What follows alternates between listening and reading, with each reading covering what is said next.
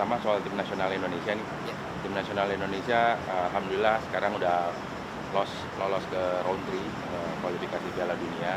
Kalau umpamanya di round 2 kemarin, kita masih ketemu sesama negara Southeast Asia dan bisa menang.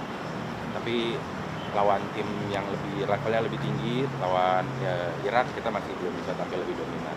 Di round 3 nanti lawannya pasti lebih berat. Terus juga ekspektasi masyarakat terhadap tim nasional yang lebih berprestasi lagi itu semakin tinggi. Kira-kira gimana tuh pemain dan pelatih harus menghadapi situasi ini?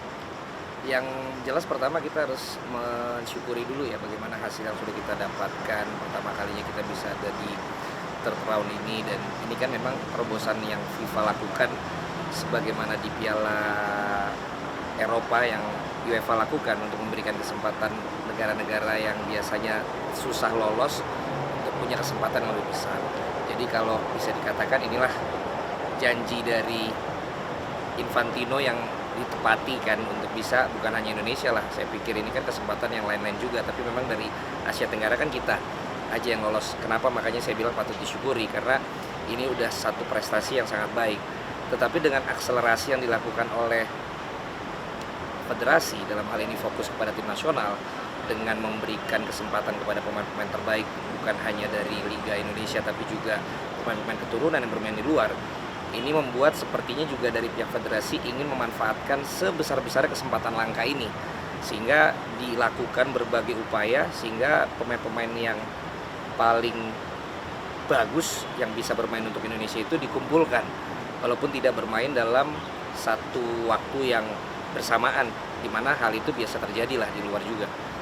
Namun yang memang patut kita juga harus ingat bahwa pemain-pemain kita ini pun toh juga bukan pemain-pemain yang top level, top tier di klubnya masing-masing.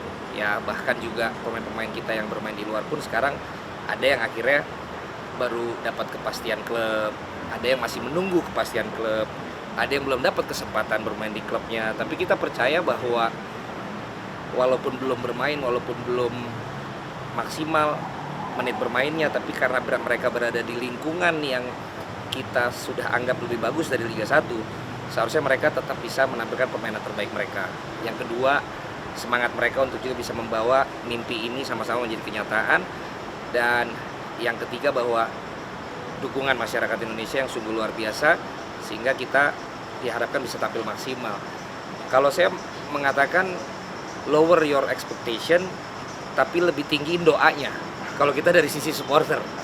Karena kalau kita meninggikan ekspektasi kita, ini sulit sekali ya. Pertama aja Arab Saudi ini yang ngalahin Argentina waktu di Piala Dunia. Yang kedua Australia, kita tahu Australia ini kan sebenarnya antara Eropa, Asia, sebenarnya kan Oseania kan, tapi akhirnya masuk di Asia, biasa main di level Piala Dunia. Kemudian negara-negara yang lain juga ada Bahrain ya. Terus bahkan yang sesama Asia kita yang Asia Timur juga ada China ya, ada Jepang juga gitu loh. Jadi ini memang tim-tim yang paling tidak kita berikan yang terbaik aja menurut saya gitu. Karena pemain-pemain kita ini yang penting kalau udah kelihatan ngotot, udah kelihatan skemanya berjalan dengan tepat seperti dengan Sinteyong, masyarakat kita juga bisa memaklumi apapun hasilnya. Tapi yang jadi problem adalah kalau kelihatan ternyata permainan kita tidak membaik, kelihatan kita tidak melawan, kelihatan kita terlalu respect sama orang-orang atau tim-tim lain yang lebih kuat, kita nggak menunjukkan semangat juang yang mati-matian di lapangan. Saya pikir yang paling penting adalah apa yang diinginkan oleh Sinteyong bisa diterjemahkan oleh para pemain, dan saya yakin apa yang dibuat oleh Sinteyong itulah yang juga yang diingin dilihat oleh supporter kita. Tapi lagi-lagi kita akan makin kecewa kalau ekspektasi kita juga terlalu tinggi. Tapi kita juga ingat Arab bisa ngalahin Argentina. Kenapa kita sekarang sebagai Arabnya waktu lawan Argentina, siapa tahu bisa juga untuk membuat kejutan menghadapi mereka kan. Jadi doa yang banyak ya. Menurut saya sebagai supporter, daripada kita cuman bikin keributan di sosmed, mendingan ekspektasi diturunin, doa dibanyakin. Karena itu yang bisa kita lakukan ke pemain, ya kan? Siap. Terus pertandingan pertama lawan Arab Saudi, Ya. away. Ya. Terus habis itu pertandingan kedua lawan Australia di kandang. Ya. Dua pertandingan pertama paling berat, lawan negara langganan Piala Dunia, bahkan dua-duanya kemarin main di Piala Dunia. Apa kira-kira yang harus ada ya di dalam pikiran pemain atau dalam strategi Sintayong biar setidaknya kita nggak tangan kosong lah di dua pertandingan?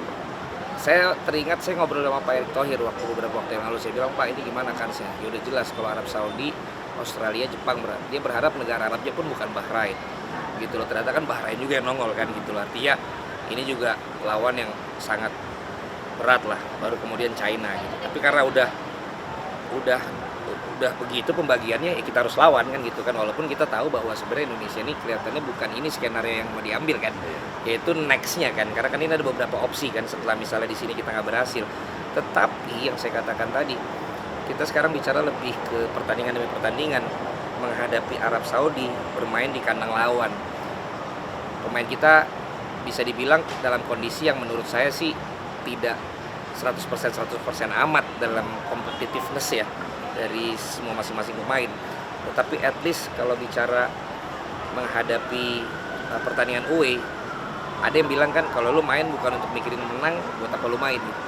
Tapi kalau saya sih lebih rasional ya, di kandang Arab Saudi kalau kita bisa mengambil minimal 1 poin, kenapa enggak gitu loh. Dan kecenderungannya kan menghadapi tim-tim Arab Saudi ini, dia dikenal fisiknya kuat, dia dikenal juga bisa memancing emosi lawan. Nah, saya pikir kita bisa melakukan kontra strategi seperti itu juga.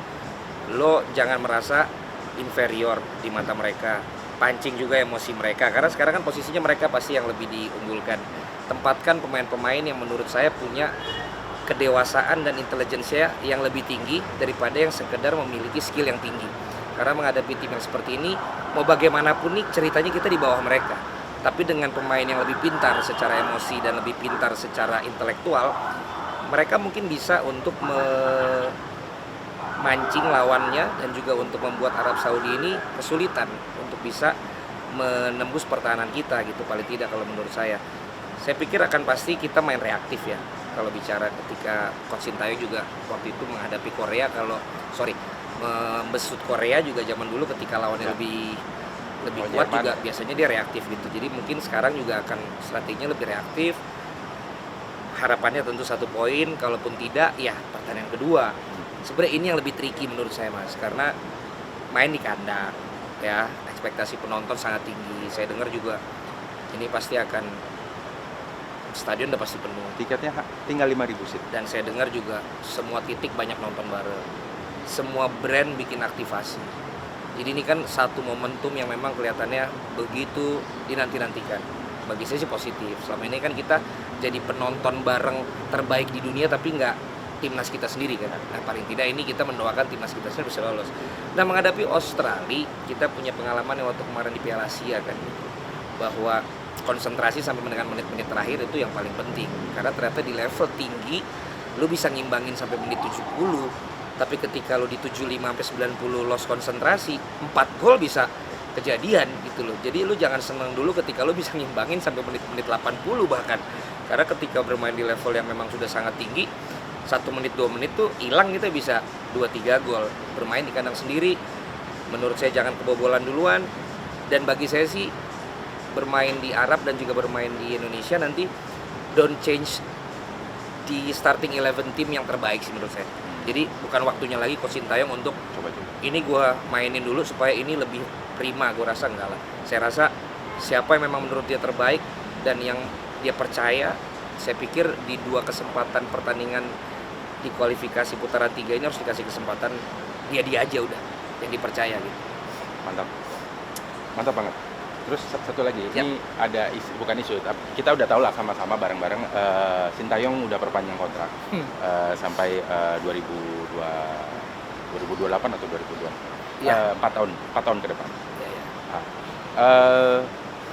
Apa sih sebenarnya yang ya kita tahu lah, dia udah memberikan prestasi meskipun belum ada pialanya, tapi kelihatan Indonesia sepak bolanya progres, tim nasionalnya progres. Apa hal positif yang dilakukan Sintayong kepada tim yang mungkin selama ini belum dilakukan pelatih lain yang bisa memaksimalkan potensi para pemain?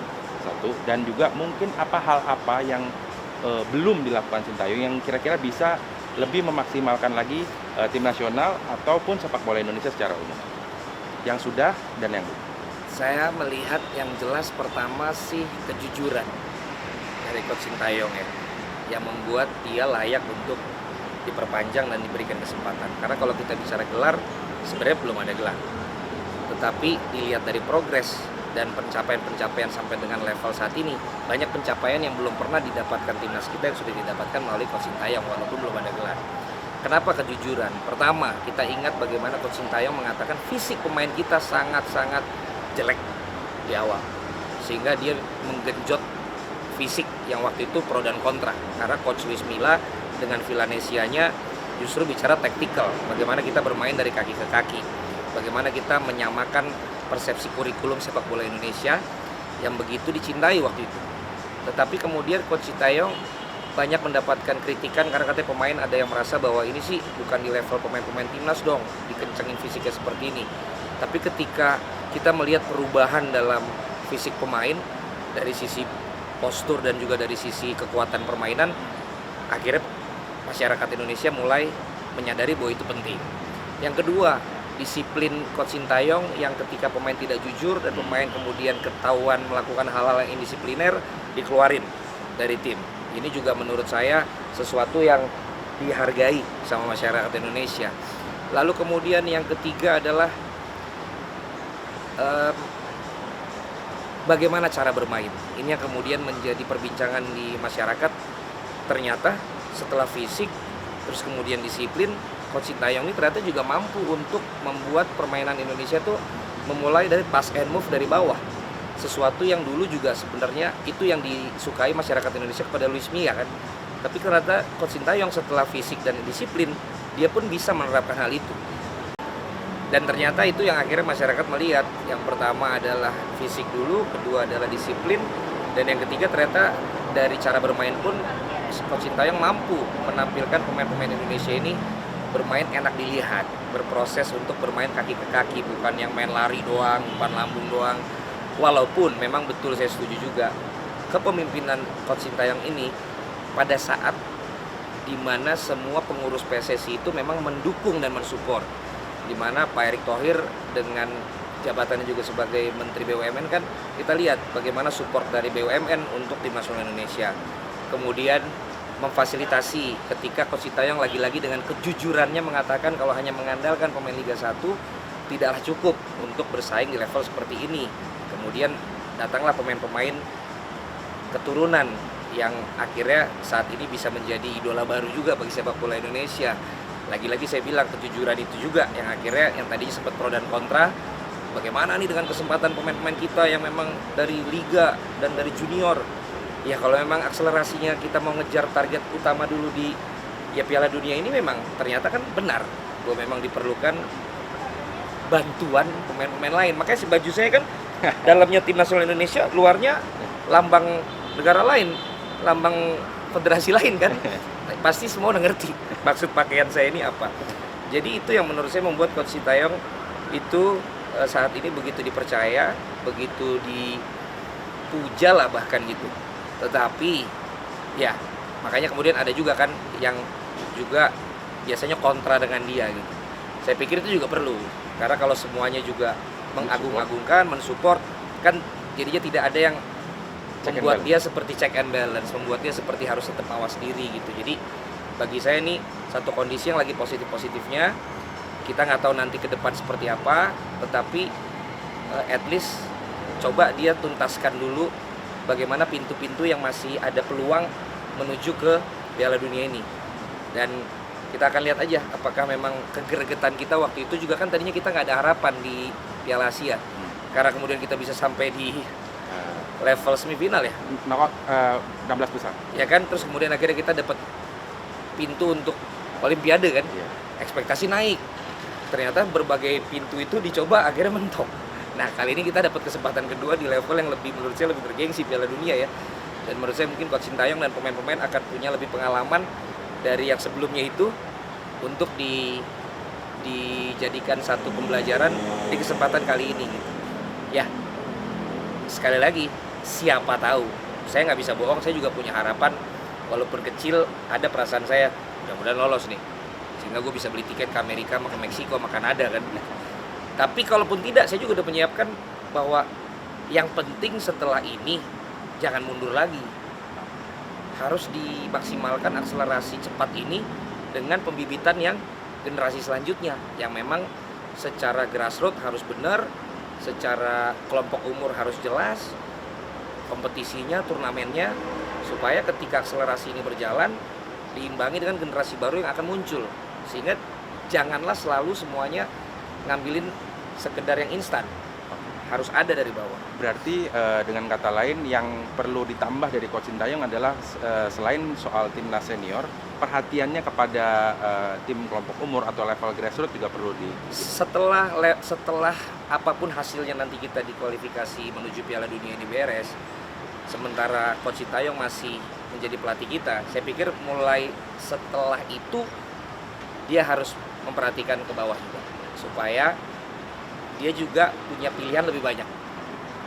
Dia punya kekuatan untuk ngomong ke federasi apa yang dia inginkan.